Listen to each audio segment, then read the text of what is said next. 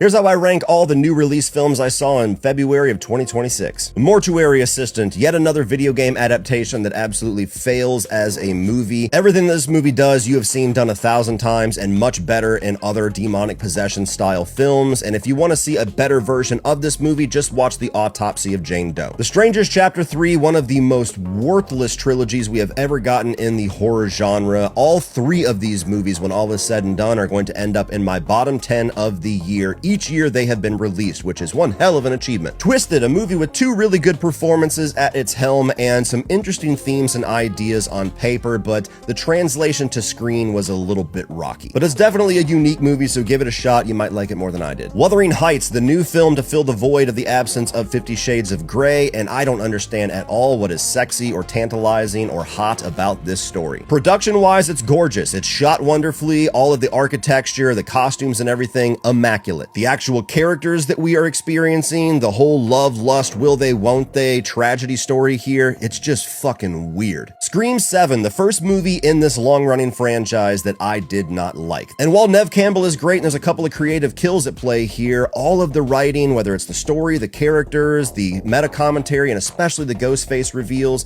it is by a landslide the worst that we have ever seen in this franchise. Cold Storage, a fun but familiar B-movie zombie throwback type film. You got kind of like a Resident Evil inspired story where there's this parasitic fungus in this military storage facility that is buried underneath of a regular storage facility that leaks out. It's fun, just doesn't give you anything you haven't seen before. Solo Mio, a genuinely sweet movie for February, and I think that Kevin James is definitely doing something that I want to see him do more of, which is lean a little bit more into drama than the comedy that I don't think his movies have succeeded as much with as things like King of Queens, which was awesome. You really like the two lead characters, you totally buy into and invest in their eventual romance. There's a little bit of cute, fun laughs along the way, but I wish the comedy was a lot stronger, and I wish the writing had given us a lot more depth to these main characters, because you don't really feel like you know them all that much. Good February romance film, not quite a new classic. But by far the best movie of last month is Good Luck, Have Fun, Don't Die. This is the new Gore Verbinski film that is a sci-fi, action, satirical comedy that is one of the sharpest comedies I have seen in years. They take so many unbelievably bizarre things about modern society that we treat as normal and shine a spotlight on how actually horrific and potentially problematic it's going to be, whether that's addiction to technology,